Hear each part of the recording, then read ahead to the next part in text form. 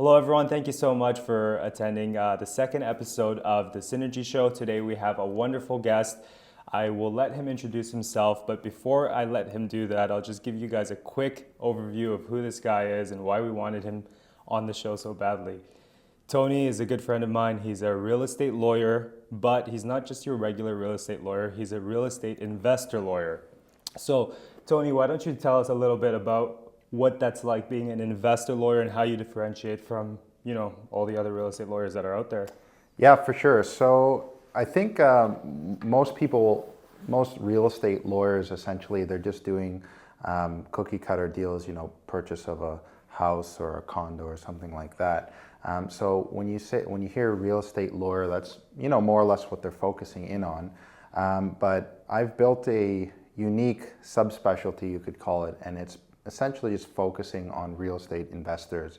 So, that includes your occasional, your mom and pop purchase, but it also includes things that, to be frank, most real estate lawyers don't have a clue what they are, right? So we're doing, helping investors with BRRRR, wholesaling, joint ventures, private lending, you name it, commercial development, all that sort of stuff. So we really cater to people who are not just buying for like their primary residence, but are actually investors and business owners, and in the business of real estate. And so our firm is basically a one-stop shop for all the, legal issues a investor would run into. So sure, we're doing the purchase and sales, but we're also doing, stuff like structuring. So we have a strong corporate business background, so we're doing all kinds of structuring to minimize your taxes and to maximize your protection. When you have issues with tenants, we have someone for that. When you're raising money, we have someone for that. When there's disputes, we have someone for that. So we really geared to be that one-stop shop for real estate investors. That's awesome. And did you have this niche in mind when you first started your law journey, or is this something you kind of fell into? Yeah, I mean, that's a bit of it's not a crazy long story, but it's sort of real estate and law kind of married when I was in law school. And I'd say it started when, I was in undergrad and I just finished my last exam. And I'm in the library. And back then I would study 12 hours a day, so I had a locker there. And I had that book that most real estate investors know, and it's called Rich Dad, Poor Dad. And I just kind of had it there. I don't know where I picked it up. I kind of picked it up serendipitously. And, it was like 11 in the morning or something like that. And I'm like, okay, well, my summer's basically started. I'm done my last exam. Let me just read this book until lunch and then I'll get out of here. Well, what ended up happening was I read that book, I started reading it, I couldn't put it down, and I ended up staying there. I read the whole book in one day, and it just completely blew my mind. It changed everything I'd been raised to, like by the conventional, the school system, your parents. It just flipped all that on its head, and it gave me a much deeper understanding of what wealth is. And Robert, in his book, he really speaks about how to build true wealth, you need to either have a business or invest in real estate, or ideally both. And so that kind of started it for me. And then, when I was that summer, I went on this adventure of a lifetime, essentially. I packed my stuff, I got my bicycle, I was into road biking a lot back then. I flew to Vancouver and I rode my bicycle down the West Coast all the way to Mexico. Wow. And I remember, it took like 7 weeks, but I remember this very vivid moment when I'm basically cycling in a part of North California called the Redwoods.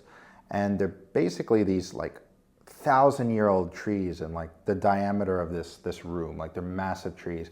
And I'm cycling through this kind of windy road. It's almost like I'm in a movie. There's all these trees surrounding me, and there's like almost a canopy overhead, and the sun's glistening through, and it was just like a beautiful day. And I remember I see a bench right out of middle of nowhere. So I go, I relax on the bench, And I kind of just came to this, I don't know whether it was a universe or God or what it was, but it just kind of spoke to me. And I'm like, this is the life I want. You know, I want a life where I have the freedom to do this sort of thing, where I'm in control of my destiny and I control, you know, I do what I want, when I want, with whom I want. And so that kind of started me on the path. I started diving into countless books on real estate investing and business. And real estate was always that common denominator I saw for self-made, you know, millionaires. It was something I could see, touch, control, change, versus kind of like mutual funds and all that, where it's kind of like determined for you. And so that got me, I think, into the whole real estate investing. And then once I went to law school, I basically only liked the real estate and business courses. So I said, you know, I can merge my interest in real estate investing, real estate law, business law, and eventually entrepreneurship when I went on my own. So I guess that's the genesis of, you know. That's an amazing story. I love how you kind of had that epiphany, like moment of realization, like this is the life I want to live. And now you start to visualize it. Yep. And you're like, okay, this is what I need to do to make it happen. And the tools are there for you. You just have to go out there and find it, I assume, right? I love that you mentioned Rich Dad, Poor Dad, because I had a very similar experience where... Yeah, that book changed lives. I feel like every investor, especially a real estate investor, has had their life changed with that book. I've heard it countless times now, but I had a very similar story where I used to work in insurance as an insurance broker, corporate 9 to 5, you know. The grind. The grind, I thought that was going to be my life for the next 20, 30 years. And then I read that book and everything changed for me. Yep. Everything changed for me. And it's happened to so many people. And I really think they should probably make that book part of the school curriculum or something, right? Yeah, unfortunately our school system isn't designed to produce entrepreneurs. So I don't know how that would work. But yeah, I mean, it's, you know, when I have kids, that's like, as soon as they're able to read, like it's their reading level, that's like the Holy Bible, right? Yeah, read this book, yeah, it's going to change your life. Exactly. Yeah. So it's unfortunate that, you know, it's not as, it's very prominent. A lot of people know about it, but I think not enough people know about it. Yeah. And I've tried to give that book to as many people as I can in my life so that their lives could be changed too. It's just simple concepts of, you know, the one thing that it's a pretty really, simple book. It's very simple. The one thing that blew my mind was, especially first getting into it, was the whole concept of if you're an employee, you know, you pay... The box or whatever it was, the quadrant, right? The quadrant, right? And when you're an employee, you get paid, but you pay taxes first, and then whatever you purchase afterwards, you pay taxes on that afterwards. So you're just paying taxes on taxes on taxes. Whereas business owners basically try and like reduce their tax as much as possible. So on paper, they're paying less tax than they're making less than, you know, the guy working at McDonald's, but they're paying less tax than them. And that always, I could never understand. I'm like, what the heck it's is the whole concept of they get paid first. They take care of their expenses and then they pay taxes at the end. Exactly. Versus making the money from clients and then spending it on things that improve your business, that will get you more business down the road, basically expensing as much as you can, and then getting your final amount of money and then paying, right? And that's why, like, I don't want to get into politics on the show, but a lot of people, you know, give Donald Trump a lot of crap for not paying his taxes. I'm not a Trump supporter by any means, but what I'm just trying to point out is that they're all doing it. Like, it's everybody that's crazy. Successful and rich is doing it, and they're not doing anything illegal. They're just abiding by, you know, the tax code that's written into our laws for a reason. The government wants entrepreneurs to do this so that the economy can thrive, right? Business owners are what keeps the economy going, but you know, this type of education, it's not available out there. You have to go out there and find it. Besides Rich Dad, Poor Dad, what other book would you say that you read that maybe changed your life? Or so I would call it Rich Dad, Poor Dad on steroids, and it was called The Millionaire Fast Lane by Vince DeMarco.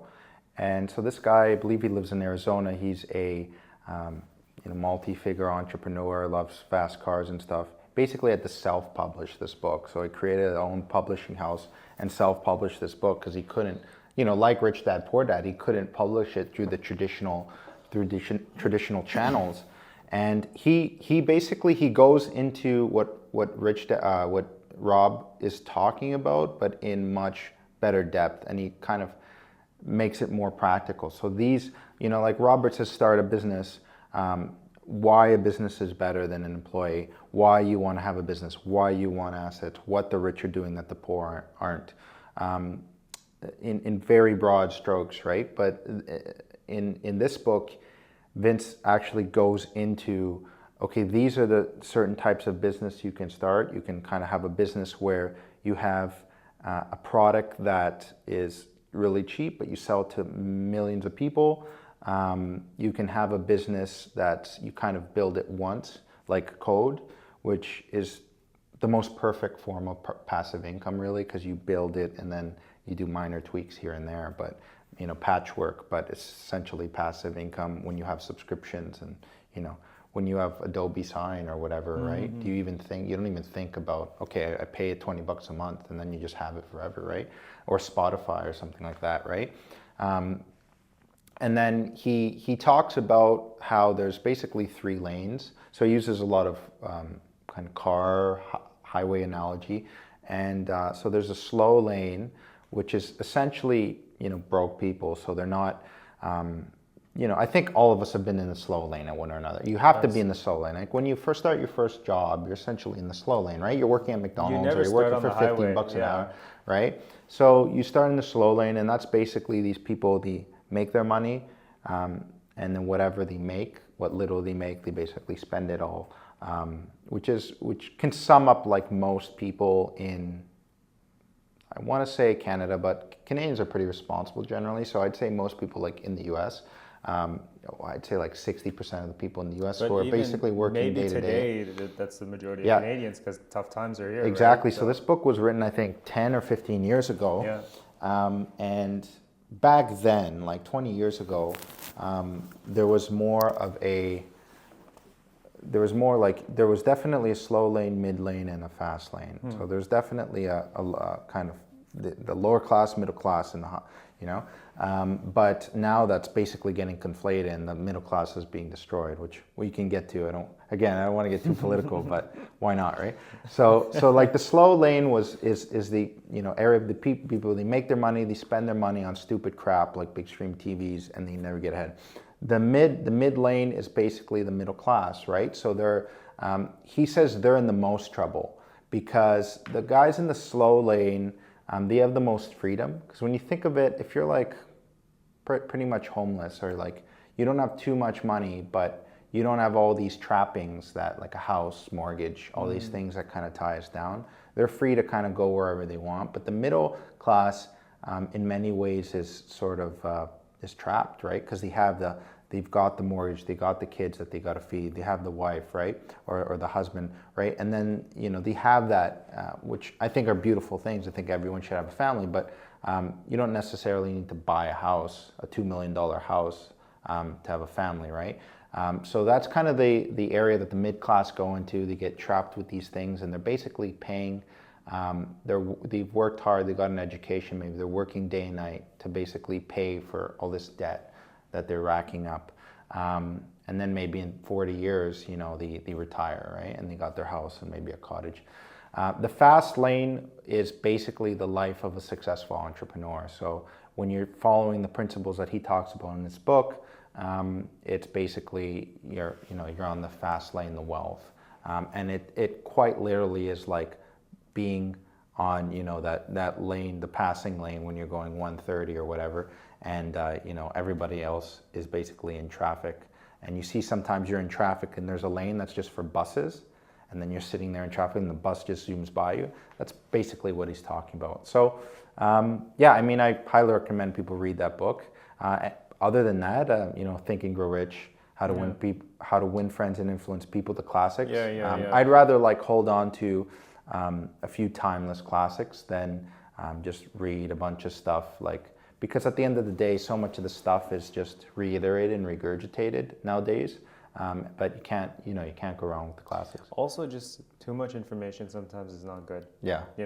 Focus on the basics. Focus on what works. And get really good at the basics. Get really good at that, and then maybe dabble into a little bit over here, a little bit over there. But agreed. Speaking about the fast lane and entrepreneurship, clearly being an entrepreneur is probably one of the only ways to get really, really wealthy.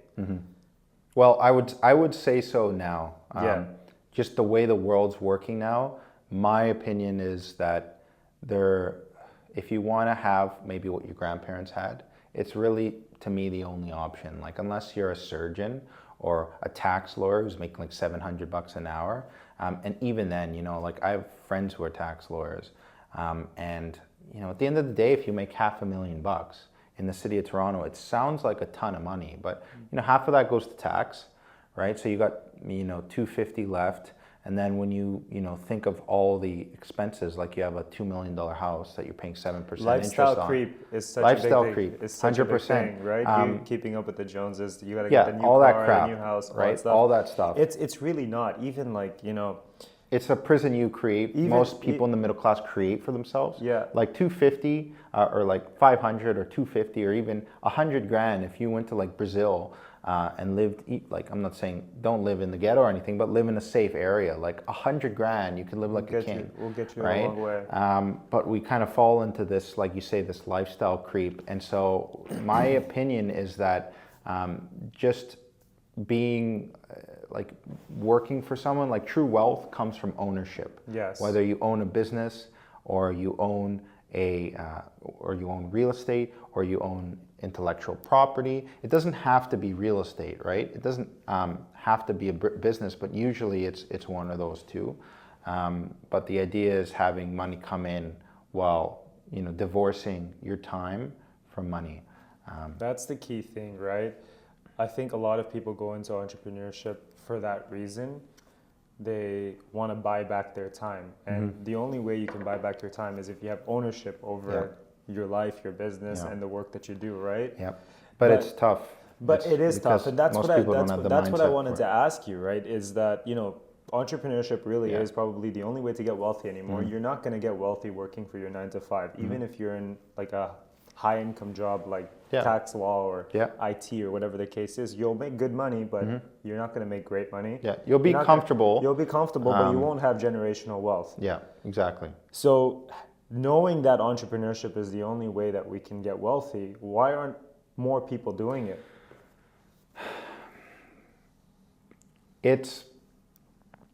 I think more people aren't doing it because most people aren't ready to be entrepreneurs. You need to make such a radical shift in your mindset, and that shift is scary. And I think that you need to get beat down a bit by society before you kind of realize that no one cares about you. You have parents, obviously they care about you, your siblings, you have a few friends. But at the end of the day, nobody's going to care about you as much as you're going to have to care about yourself. Love that. As much as you're going to have to care to make yourself wealthy, right?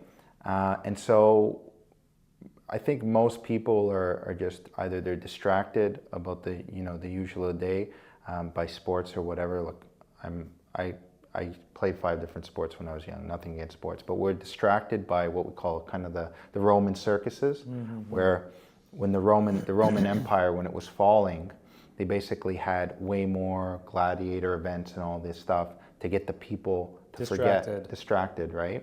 And we're seeing that on steroids today, right? Like whether it's Democrat versus Republican, Ukraine, Russia, all these kind of issues that get people all riled up, and just kind of the government and all these things that they want you sort of seems in Canada more and more. They want you working that 9 to 5, paying your taxes. It's just very difficult to make that shift in your mindset, especially when everybody around you is saying, no, that's too dangerous, that's not going to work. I really think it's almost like indoctrination from a young age, where all of our systems, everything that we have, our institutions are 100%. indoctrinating young children into believing that working that 9 to 5 and being at a company long term is the only way to live a happy life or a successful life. And that's because that's the model that used to work. Yes. That model worked at one point.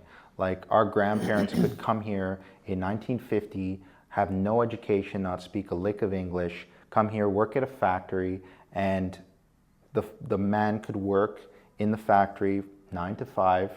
The wife could stay home, raise 3 children, and they could pay off their mortgage in 5 years, have a house, maybe even buy a cottage, have a car, have all the appliances, basically have the life of, you know, somebody making $250 today, which blows my mind. Like, to think that a person basically flipping burgers or working in a factory in 1960 had the lifestyle and wealth that a person now, you know, 2 people with advanced degrees, both working professionals have, is just blows my mind. It's insane. And that's where we are, basically. The middle class, the middle class in the West is eroding. In other countries, it's growing, but definitely in the West, it's eroding, and you're seeing basically the gap between rich and poor is increasing. So you're either in that camp where you have a certain mindset and you work for someone, you know, or you just don't, and you have a different mindset, and you either, you know, become less well off than the middle class guy, which is the risk, or you become way more well off. Yeah. But to me, the risk of being in a system which is kind of geared to go off a cliff, to me, the risk of that is way higher than entrepreneurship. Because when you're an entrepreneur, you're forced to improve your mindset, to build high income skills, to be able to take rejection and improve and not take things personally, right? To build social skills, to learn all these high income skills. And I personally think anyone can learn them. If you went to high school, you can learn all these skills.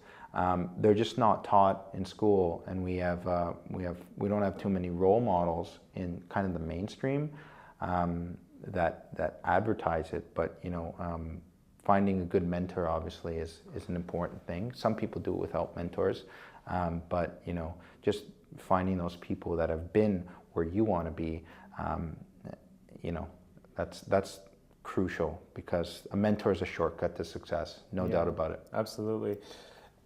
Just touching back on the whole middle class thing, I read a study where, you know, most people who think they're in the middle class are actually in the lower class, but they have this false perception, especially in the US, that they're middle class, but they're not even middle class.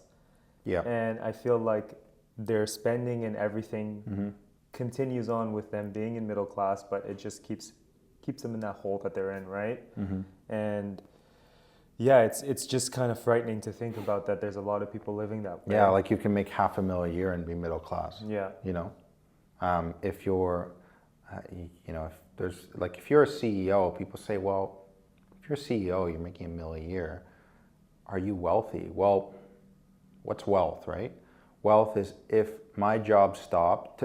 I guess my definition of wealth is being wealthy and being rich are 2 different things, right? Sorry, just 1 second. Sure. Seems to happen. Yeah, no worries. Sorry, you were saying about being wealthy. Yeah, so being wealthy and being rich are 2 different things. Being rich is you make a lot of money, but you can spend a lot of money, right? Being wealthy is if my job stopped, right? How long could I keep going for before I need to get a job or go out there and do things, right? And you know, the Rockefellers, for example, they're very wealthy because the whole family could just sit on the beach all day and the money would just keep coming in. But if you're a CEO and you're essentially a high-paid employee and you get fired, your income stopped. You know, you have that one pipeline, it's stopped. You know, so what are you going to do when you have, you know, $10,000 a month mortgage payments, $20,000 a month, this and all that, right? So is it true wealth? Is it true wealth if you're not free to do as you please? So true wealth then comes from passive income, having passive income coming in no matter what you're doing. Yeah, and I say that's what true wealth is. I would say it's definitely a critical component. It's not the whole thing, but it is a critical component, and it comes from ownership, being in control, Yes. versus being at the mercy of different forces. Like, for example, when you work for someone, you have one client, your boss. If they choose that, you're not fit for the job, or even just they're restructuring and it's just they can't, you're a great employee and you can get a job somewhere else, but you can no longer have you as an employee.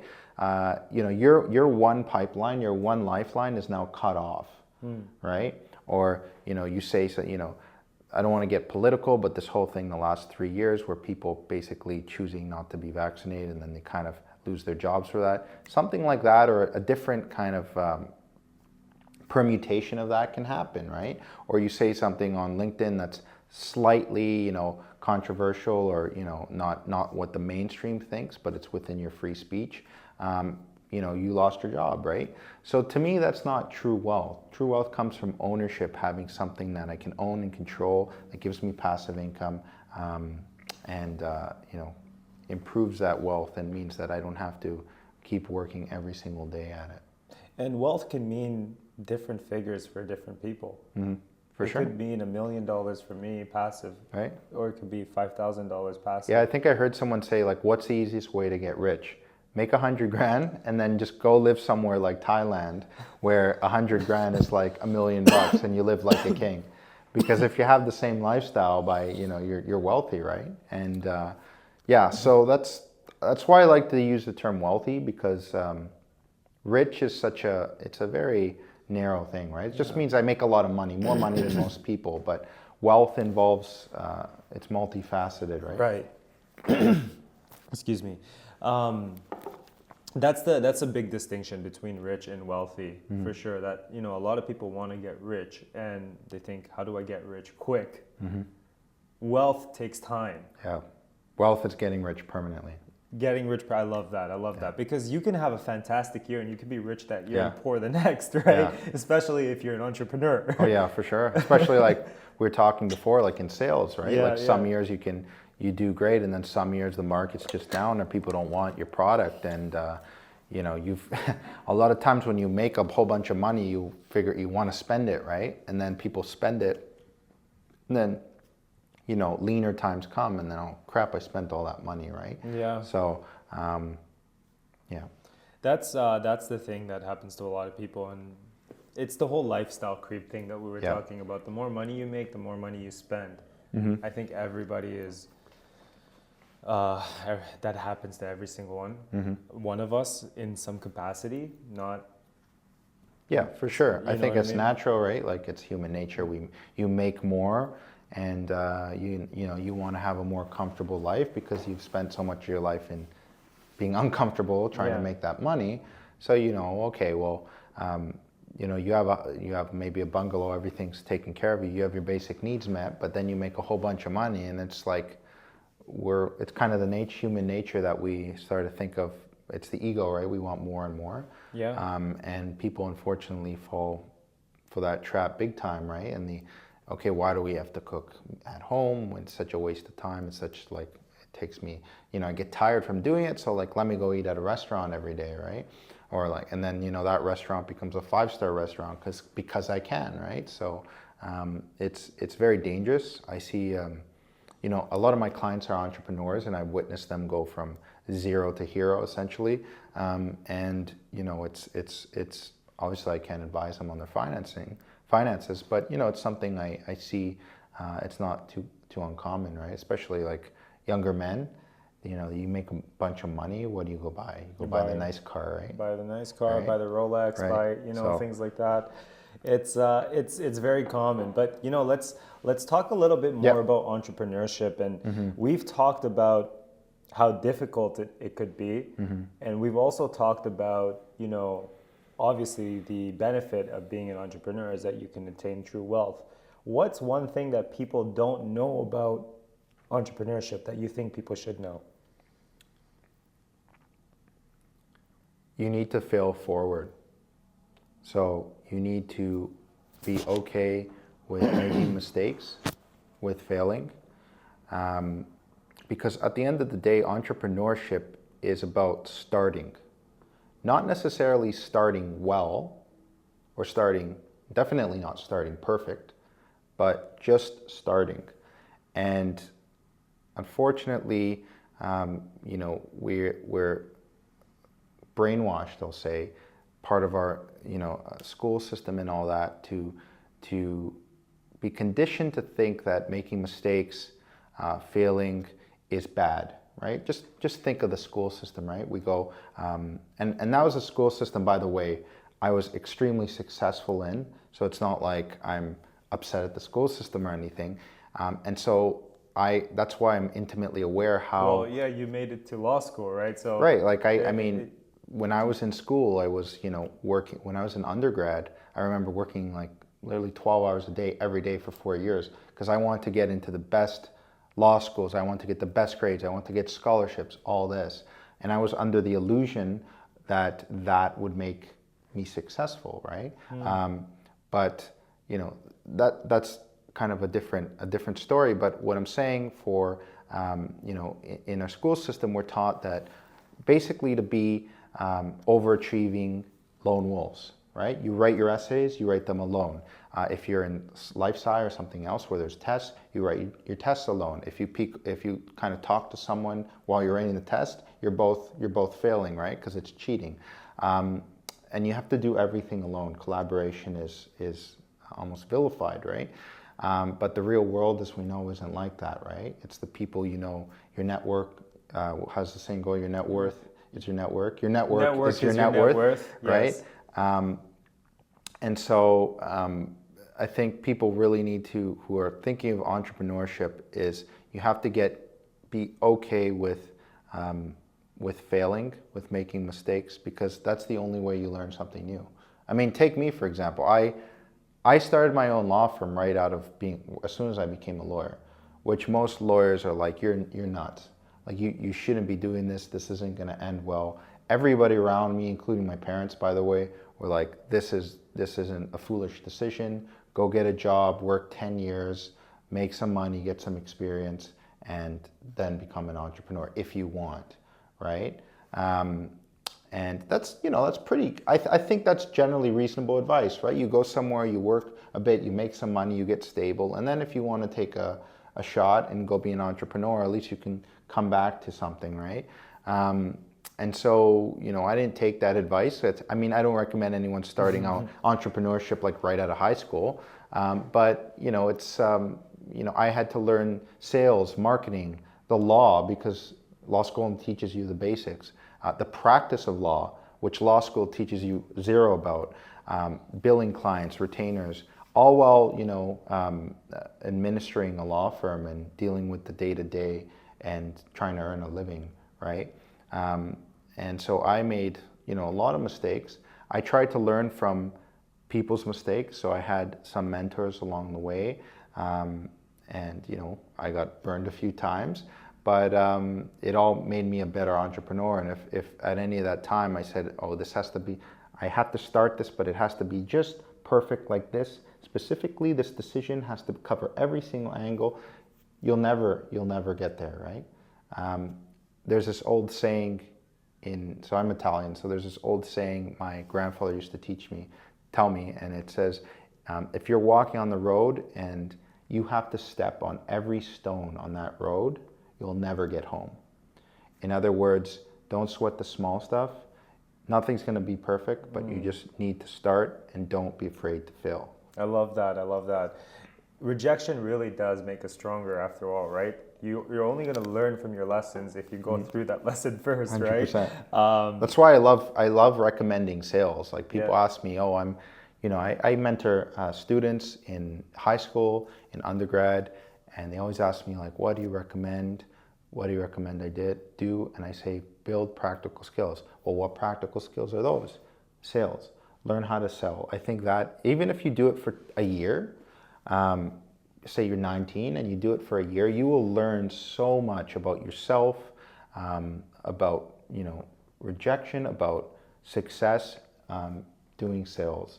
It's so true, because I feel like And obviously, I'm a little bit biased because I am in sales, but sales is probably one of the most fulfilling careers that you can have because there's really no ceiling in terms of how much you can earn. 100%. It all depends on the level of work and the level of commitment that you put into your day-to-day jobs and your day-to-day activities. The more you work, the more you earn, typically. Yeah, salespeople are in a privileged position, especially like high-ticket sales, like being a realtor, because, like you said, the sky's the limit to as much you can make. And that's unparalleled, even doctors and lawyers. Yeah, it is. It's definitely you true. can't make as much as the top sales. But it's also not easy. And Oh, that's 100%, the thing. yeah. Like sales is probably, I don't want to say it's the toughest job in the world because there are neurosurgeons that are doing brain surgery, right? Like that's I mean, hard. I think being very like top 1% of sales is probably on the same level as, a lot of these professionals. Probably, but it's really tough to be really good because not only do you need to know how to sell, you need to know how to communicate, you need to know how to market yourself, you need to sometimes play a management role if you're running a team. There's so many aspects of sales that you need to get good at, and that's what you were saying about being an entrepreneur. There's so many hats that you have to wear, right? As a sole practitioner or as somebody that runs their own law firm, not only do you have to be a lawyer, you have to do the marketing because you gotta find new business. Okay, you have to nurture your existing business, so you got to do some like customer relationship, customer management.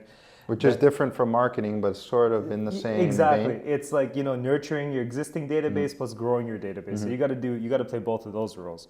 Then you have to actually be a lawyer. You also have to keep up to date with the law and know what's going on around you. And then you got to, find clients and do business and at the same time live your life and be social and earn a living, like you said. So that's the part about entrepreneurship that I think is the most difficult thing is, you're never going to be the best at everything, and that's totally fine.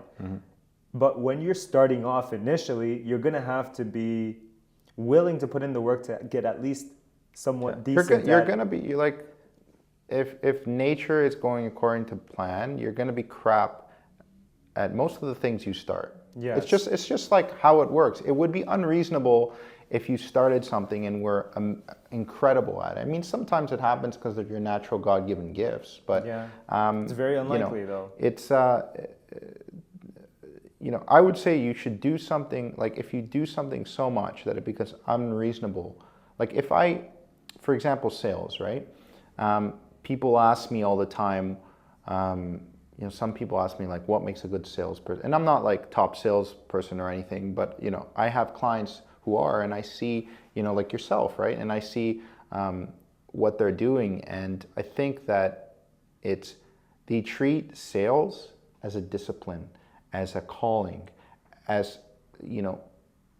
in the same way as you start law school and you treat law school as like, okay, well, I got to go to school. If I want to be a lawyer, I have to go to school for 7+ years. If I want to be a doctor and I'm in high school, I have to go to school for 7+ years, engineering, all these things, right? So why should sales be any different? I don't understand when people think they watch these movies and they think they can go start sales and make the amount of money as a doctor does in the first month of doing it. It's a discipline, it's a craft like any other. And I think if you start sales and you say, I'm going to give this 5 years, and after 5 years, I'm going to be good. Then you're not going to be like, oh crap, it's like I'm a year in and I'm not making $500,000. Like, what's wrong with you? Know what I mean? Like, you're not, because the first years you're probably going to be barely getting by. Because you're learning the tools, you're building the skills, right? So yeah, that's what I say. Like, treat it like any other discipline. It takes about 18 months for you to become really good at something. So for the first year and a half of you starting any job, whether it's sales or being a lawyer, you're going to be pretty crap at that job. 100%. And as you get more experience, you're going to get better. It's the same thing with sales. My first year in sales, I went 6 months without a paycheck. 6 months, which is very normal. Like, I hear that, I'm like, yeah, that's probably pretty good. Like, I've heard people that gone a year without making it. And I got lucky. I went 6 months without a paycheck, and then a family member wanted to buy, so yeah. That covered your expenses, and maybe that year you just broke even. But here's the thing, like they purchased at the 6-month mark, but they did a 90-day close, so I didn't get paid for 9 months that first year. So it was a really rough year for me, and I only did 3 transactions total in my first year in sales. Next year I did over 15. So it took about a year and a half for me to get really good and figure out what works for me, and then double down on that and really become successful at what I do. And that's the thing, like a lot of people, especially people that want to get into entrepreneurship, I think they think they want to put in the hard work and the effort, but when things don't go their way for a few months, they quit so easily and they move on to the next thing. 100%. And that's the issue. I think a lot of people just jump ship from ship to ship to ship, different ideas, different business strategies, different business. The what are they called? Shiny object syndrome. Yeah, exactly, right. And it's gonna take time. Anything that you do is gonna take time. Anything worth doing is gonna take time, and sure. it's gonna be difficult, right? So. And that's the thing. Like going back to sales, if you become a good salesperson, whatever industry you're in that you're doing sales in, if you develop really good high-level sales skills, if that industry goes to crap for whatever reason, you could still be a good salesperson. Just find another product to sell. 1000%. Right? It's such a transferable skill. Probably the most transferable skill. It is the most. And even like if you think, even if you never do sales again in your life, you do it for 5 years, you're really good at it, or you become good at it, or you become decent at it even, let's say, and then you say, you know what, I want to be a doctor, and then you stop doing sales. Sales is just going to come up so many times, and you're like, almost everything you do is selling. When you're negotiating a price on something, if you do that, that's sales. When you're trying to win over the opposite sex, win over a woman or vice versa, you're presenting the best of yourself, right? It's selling, right? You're on a date or whatever.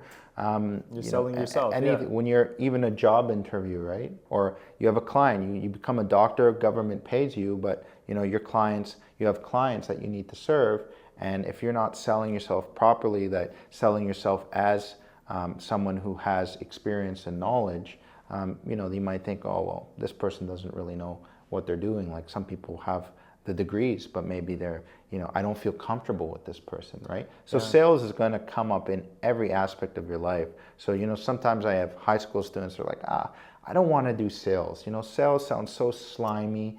And that's what I used to think, because I was in the sort of stream of scholastic achievement where the highest order of things was being scholastically, amazing, right? And sales was kind of like, used car salesman. It was kind of like this dirty thing, and I regret that was, I didn't have anyone to tell me, because I came from a blue collar household. So nobody, people, blue collar, just go to school. Don't be like us, working with our hands. Go to school, get an education, and you'll be better off.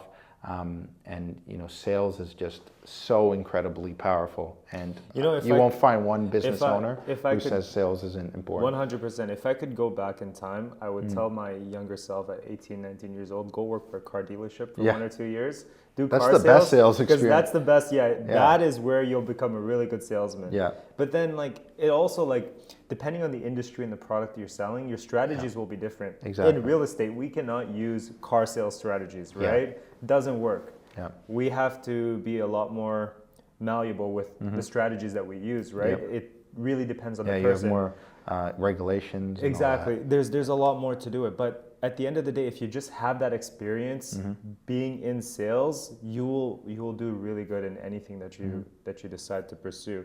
I mean, one of the things that I think a lot of people overlook is, yes, you're selling something to a person, right? But you have to kind of shift your mindset when you're a salesperson to start thinking, not that I'm selling this person something, but I'm giving someone some value. And when you shift your thinking to start saying, okay, this person is coming to me because they want value out of me and I'm going to give them value, this is when things will change for you. Because if you have that mindset shift in your mind, then other people will notice it as well too. And they're not going to think you're selling them something. They're actually going to think that, okay, this person is trying to offer me some real value, right? 100%. So I think if more people focused on the value that they bring to other people rather than the product that they're selling, it will take their sales careers to the next level. Yeah, no, I find that 100% even in my, in my practice. Like someone will call me and say, hey, I got your referral from X, or I just saw your website and I want to talk to you about this, but I can't get a hold of all these lawyers, or all these lawyers, they basically get on the phone. If I'm lucky, I get them on the phone and they don't even want to know my name. They're just like, yeah, to start, I need $2,000 in my retainer before I can even talk to you. And you haven't built any rapport, right? So what I like to do is, like, I'll give a free 20 half hour to just a random person who has a problem, and I'll kind of, get a sense of their problem, give them some direction on how I see my services, like how I think I could help them. But after that call, they're always getting some value, right? And people might say, well, Antonio, you wasted a half hour of your time. That's $150 that you could have billed. But when that has a very high success rate for me. Like, I have very good success on that, because most of them just end up coming back because they're like, wow, you're one of the few lawyers who actually took the time to speak to me. And then, one time I ended up getting like a massive file from that. And it wasn't even them. It was, they talked to me, I helped them a bit, they solved the issue in like 20 minutes, and then without needing legal help. And then they ended up telling someone else that owned the business, hey, I talked to this guy and he was the only lawyer who was down to earth, who actually took the time to speak to me as a person and try and give me some value. And then that business owner called me, and eventually I did a big file for them that, that paid for that half hour I spent with the first person, probably 100 times over. Like, it's ridiculous how much, right? So it's just, and obviously we can't be free all the time. There's there's a limit, right? Like, where it comes to, like, okay, you're asking me to sell your house. Well, I can't sell your house for free. I need to feed my family and stuff. So, but I think that a lot of realtors, or not just realtors, but salespeople, they kind of get into like sell, or like, I don't want to talk to you. And that's why I think you do so well, because you spend the time talking to people. It's you got to give the value first all the time. Always value first. Build some sort of rapport, give some value. Like, you're a realtor, right? Like, if somebody asks you and say, well, I'm thinking of selling my property, but I don't know yet. Like, in other words, they don't want you pressuring them on the first day to sign a listing agreement. Can you give me like a sense of what my property is worth, right? It doesn't take you very long to go on MLS and get some comps, send it over to them, right? Maybe it takes you 20 minutes, but it's something, you've provided value to them. And obviously there's a lot, there's going to be people that take advantage of that and try and get freebies here and there. But usually I find that it's a better bet to provide the value, especially when you're just starting out. That's the thing, right? Like, until you have a reputation, until you get to the point where you've built enough of a reputation where people will just come to you automatically, and you don't need to do that. And you're not looking for more business necessarily. Yes. You have to do that. You have to be open to the fact that you're going to be spending your time giving free advice or free services. Not necessarily free, but you're going to be a little bit more open to doing that, right? Having conversations, especially I imagine as a lawyer, where everything is billables, 100%. Right? And I've experienced the other side of that. I needed the help. Like, when I first started out, lawyers tend to be not the friendliest of people, and they're very hard to reach. But I remember, one lawyer who's an experienced lawyer, bills $600 an hour. So I'm taking his time. He actually had the time, like, he took the time to get back to me, to explain things to me. And obviously I'm respectful of his time, but that really helped me out. And then guess what? 2-3 years later, when I, had another lawyer, I had work for, this lawyer, I sent that work to him, right? Because this lawyer actually helped me in my time of need. So he was in my mind, right? So I've experienced kind of both sides of that, and it's a very real phenomenon. That's the thing, like, referrals are the bread and butter for salespeople. Any type of, not just salespeople, any type of business, right? You want referrals because that's the best lead that you'll get, right? You're not going to get a better lead than someone recommending you to a friend or a family member or someone they know. But to get those referrals, you need to provide value to people. And you may not get immediate return, but you'll get that return sometime. Even if it's 2 years, 3 years down the line. In your case, it took that lawyer 3 years to get value, and I'm sure he did it out of the kindness of his own heart. didn't expect Exactly. the value in return, but he did Exactly. get it back, right? And that's the thing, like, especially in real estate sales, you know, we do a lot of prospecting. We speak to a lot of people, and we speak to a lot of homeowners, home buyers, people that are maybe just thinking about moving, people that are ready to move right now, all in different stages of their life or their real estate journey. And we offer a lot of advice and offer a lot of services, and oftentimes we have to wait 2-3 years to get a sale out of that client. Yeah. But that's fine, right? That's Yeah. the name of the game. You Yeah. have to be But willing to wait. If you have a short-term mindset, Yes. right, that's not going to work for you. Yes. You're going to quit, right? So at the end of the day, like you said, you have to change your mindset.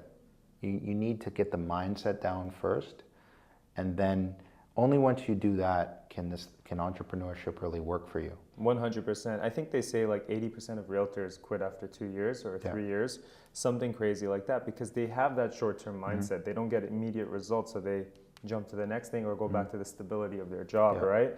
But if you're one of the, you know, out of the 20% that stays in the field longer term, you're going to reap the rewards of, you know, staying longer term, because usually, like, I found my business really took off after year 3. Yeah, I found the same thing. First year, I think I broke even. Like I was just learning. There's just so much learning I had to do. Yeah.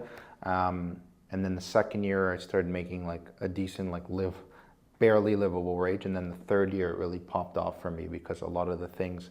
That's the thing about business, right? Work when you work for an employee, every day you go in there, you do the work, but with business, you're building something.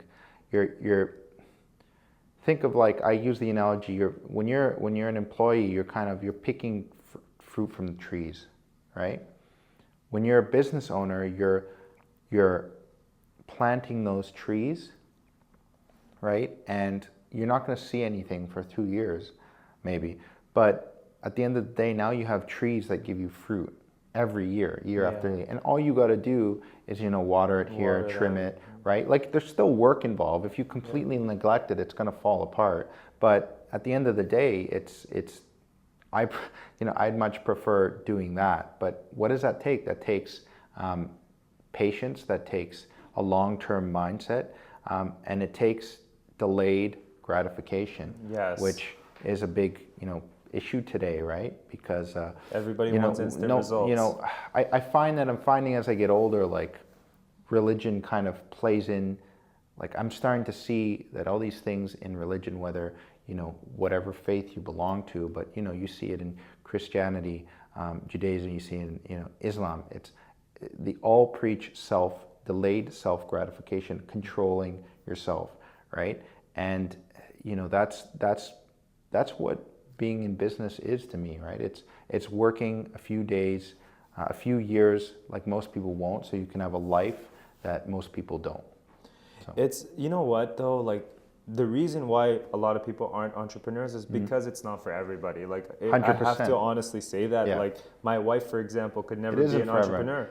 Yeah, and I wanted to tell your viewers that I feel that maybe over the course of this podcast, I've been really hitting home about entrepreneurship. That's because I'm, very passionate about it. But absolutely. Like, if everybody tried to be an entrepreneur, I think that we would have no order in society. Like, everything would fall apart. Right? Everybody has their role and place in society.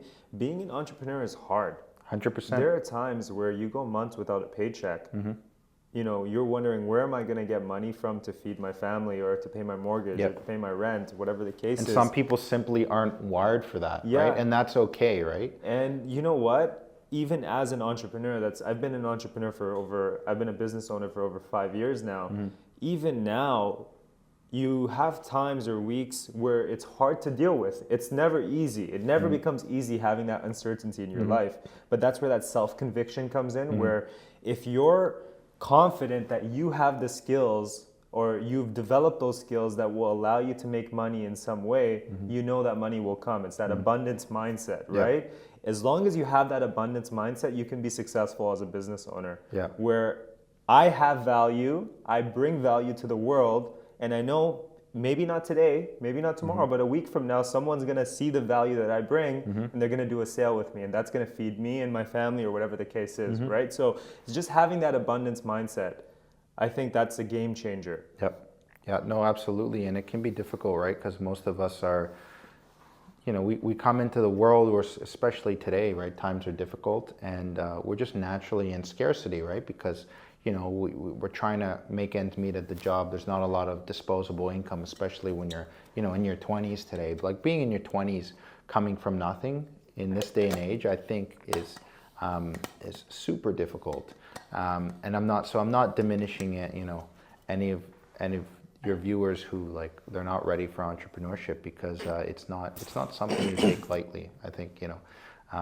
But just for people that have that kind of, that there's almost rebelliousness about them, like you know, if you know, maybe you're not good at taking orders, or maybe you just kind of want to do your own thing. You want to start your own, have your path created by you. And that doesn't have to be in your 20s, you know, you can be in your 30s, 40s, 50s.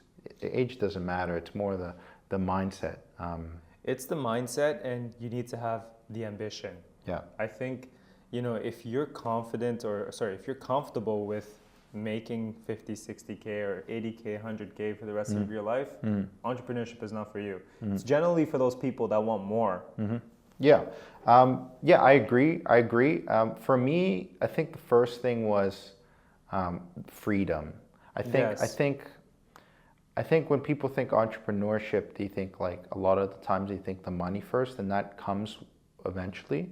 But I think if you focus on the freedom and doing something you enjoy and building a life that works for you, because for me, like, maybe it was a weakness on my part, because to be honest, like I couldn't do the 9 to 6 grind.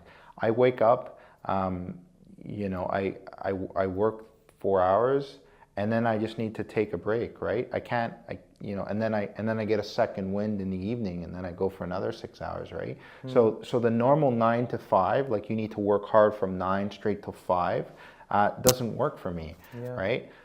So it's about finding a life that you're passionate about, and just, you know, for me it would have been more difficult to go in every day and to take orders from someone for the rest of my life, and have my salary, my life, basically determined by this person who employs me. You know, just kind of going into the office and asking for when I can take my vacation. You know, that just wasn't me, right? That's just like, I'm a bit of a rebellious, I'm edgy, I like to push the envelope, and so that just wasn't for me. But if you're somebody who really values, you know, the so-called safety of having a steady income and being a number 2, 3, or 4 person, you know, like look at Charlie Munger, right? Like he's second to Warren Buffett, right? That guy's rich as heck, right? So you don't have to be the number 1 guy, and oftentimes you'll find in businesses that the people with the best lives are the number 2 or number 3 people, because the number 1 guy has all the headaches, all the responsibilities. And sometimes I wish I could be like entrepreneurial, but maybe like a number 2 guy, right? You know, I just want to say one thing: the whole stability aspect. If you value the safety or the stability, you only have the safety or the stability until you have it. And then you get fired, and that's safety and stability. That's why I use the word so-called, because unless maybe you're working for the government, where you basically have to knock someone out to get fired. Basically, you know, it's or you're unionized in some way. Exactly, right? Unless there's no real stability besides that, and but that's a mindset shift, right? It's understanding the way the world is, and that you're at the end of the day, no matter how hard you work for a company is never going to value you as much as you value yourself. 100%. And for example, your children or your family is going to value you, right? 100%. Yeah, no, I agree wholeheartedly. I think companies don't care about you at the end of the day. It's capitalism. It's capitalism. Right? You're just a number, and the minute that you cost them more rather than make them more, you're out of there. You're out. Yeah. That's the reality. You could be there for 30 years and you'll get fired. They might give you a severance. Yeah, I saw one guy was working for 50 years at 7-Eleven. Like 50, he was an immigrant in the States. He came at like 18 and he worked for 50 years for the same 7-Eleven, same location. And he just got an email that said, "Oh, thank you for your service," with the CEO's picture on it. It wasn't even like the CEO went to visit him and shook his hand, which would be better than nothing, right? Like a CEO of a company comes to visit me. At least a phone call. Like that would be nice. That's cool, right? At the very least, a phone call for 50 years. It doesn't pay my bills. Like it would be nice to get some sort of prize or something like that, some short, but the CEO comes in person, takes time out of the day, comes to me, shakes my hand or gives me a call. Like that's memorable, right? Yeah. But like, literally some HR lady that maybe just got hired there, working there for a year, sent him an email saying thank you, and then she puts the CEO's picture there, and there's kind of the CEO's signature, but that's just they send that email to 1,000 people, right? And so that's a very that's a very vivid example of when I saw that, I'm like, wow, like, and it's getting worse, right? Like back in the day, you can work for a company 40 years, get a pension, and the company would take care of you, and now the pension funds are almost broke in a lot of U.S. states, right? So absolutely. I think we'll end it here. This has been a really great chat. We talked a lot about entrepreneurship. We talked a lot about why you should be an entrepreneur, maybe why you shouldn't be an entrepreneur. I hope everybody found the value in this, because I think there was a lot of value.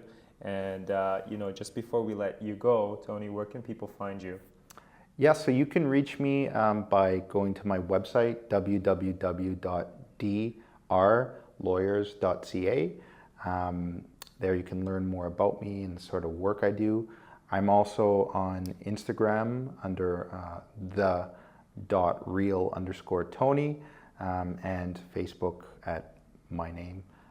But you can basically reach me. If you go to my website, you can see all my social media, and I post content on social media, so feel free to connect with me. Awesome. We'll put all his information in the description. Thanks so much for coming on, Tony. Thank you. Thanks. It was a pleasure. Thanks, everyone. Take care. Nice. Good stuff, man. How do you think that went? That was awesome. That was Beauty. Lots of insightful. That was